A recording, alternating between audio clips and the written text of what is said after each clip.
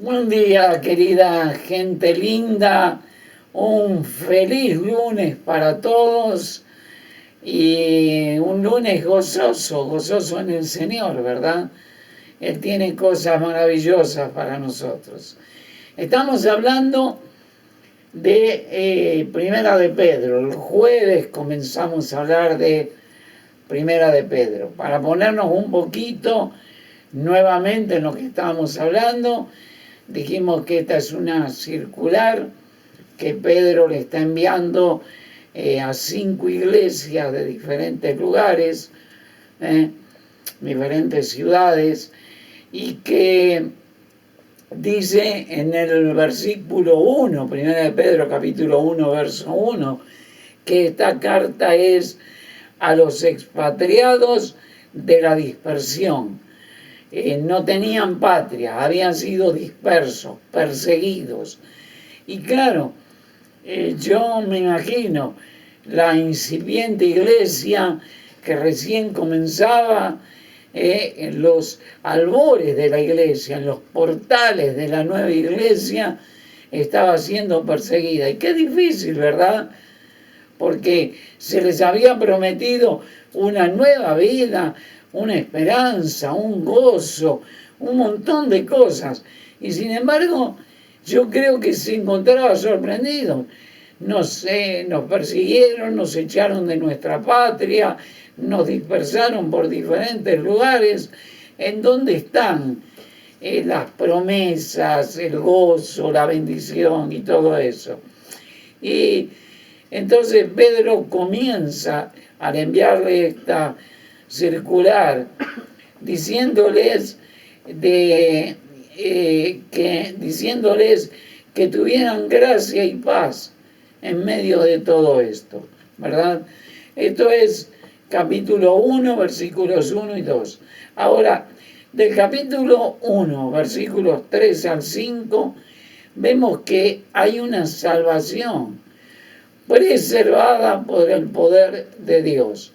O sea, ellos no debían dudar ni de la gracia del Señor, ni debían dudar de la paz que el Señor le iba a dar en medio de cualquier circunstancia, pero tampoco de la salvación a la cual habían accedido, porque esta salvación es guardada por el poder de Dios. Entonces el verso 3 dice así. Es interesante, hay 3 cosas importantes que vamos a ver en el verso 3. Dice, bendito el Dios y Padre de nuestro Señor Jesucristo. Pregunta, ¿por qué bendito? Y aquí está la respuesta. Dice, que según su grande, 1, misericordia. 2, nos hizo renacer para una esperanza viva por la resurrección de Jesucristo de los muertos. Entonces, en primer lugar, dice que Dios es bendito por su grande misericordia. Ahora, la misericordia de Él es grande porque Él es grande. Todo lo que nosotros tenemos, su infinita gracia, increíble gracia en nuestra vida, su infinita misericordia, que como dice el salmista, es nueva cada mañana. Nosotros no vivimos con la misericordia de ayer, con la gracia de ayer. Nosotros vivimos con la misericordia de Dios y la gracia de Dios de siempre, pero nueva para cada mañana y nueva en cada una de las circunstancias de nuestra vida. Recuerden, gracia es un regalo inmerecido. Y misericordia, la idea de misericordia es que alguien encuentra un miserable, ve un miserable, que ese éramos usted y yo. Vivíamos en la miseria de este mundo, eso es lo que quiere decir. Y hay internamente, se produce una bondad pero es en alguien que tiene como suplir para quitarlo de la misericordia. Para quitarlo de la miseria. Esa es la misericordia de Dios. Él vio que estábamos perdidos, Él vio que estábamos sin un camino, Él vio que íbamos rumbo al infierno, Él nos vio en nuestra miseria, se conmovió en su bondad, y como Él tenía la provisión perfecta para nuestra necesidad, Él la entregó. ¡Qué misericordia grande! Que entregó a su Hijo, Cristo Jesús, para que nosotros pudiéramos ser salvos. En segundo lugar, dice que nos hizo renacer, Esto significa literalmente que nos hizo nacer de nuevo. Cuando nosotros hablamos de un nuevo nacimiento, siempre vamos con nuestra mente a Juan capítulo 3, versículo 3, donde Jesús habla con un religioso, un fariseo llamado Nicodemo. Y este Nicodemo viene con una pregunta. Él dice, ¿cómo puede una persona entrar en el reino de Dios? O sea, cuando muera, ¿cómo puede una persona ir al cielo? Y Jesucristo le dice, para poder entrar en el reino de Dios es necesario nacer de nuevo. Claro, Nicodemo no entendió.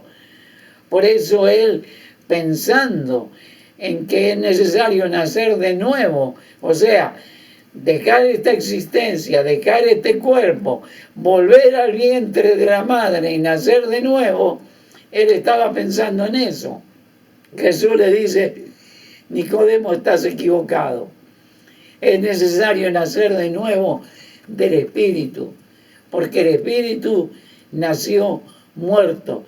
Como dice Efesios capítulo 2, que nosotros estábamos muertos en delitos y pecados.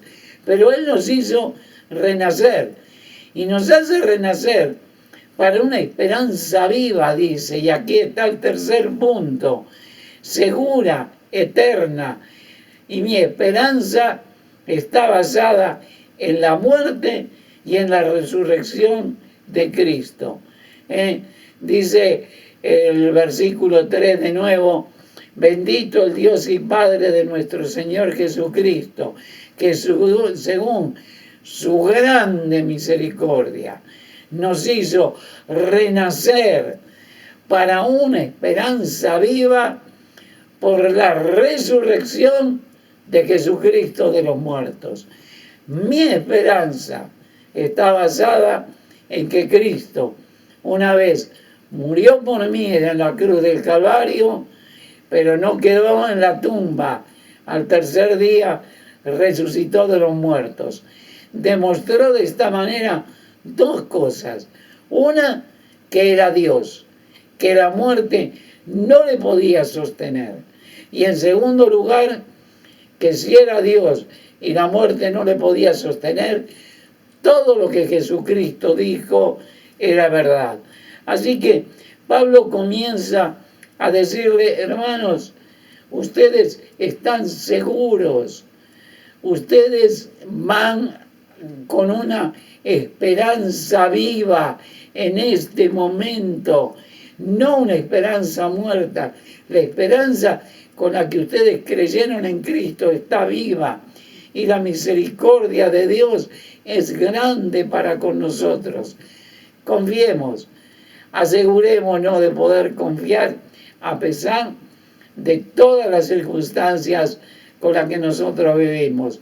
Seguimos mañana martes con unos versículos más, pero de este mismo pasaje que habla de que nuestra salvación está preservada por el poder de Dios. Que Dios les bendiga y que tengan un hermoso lunes.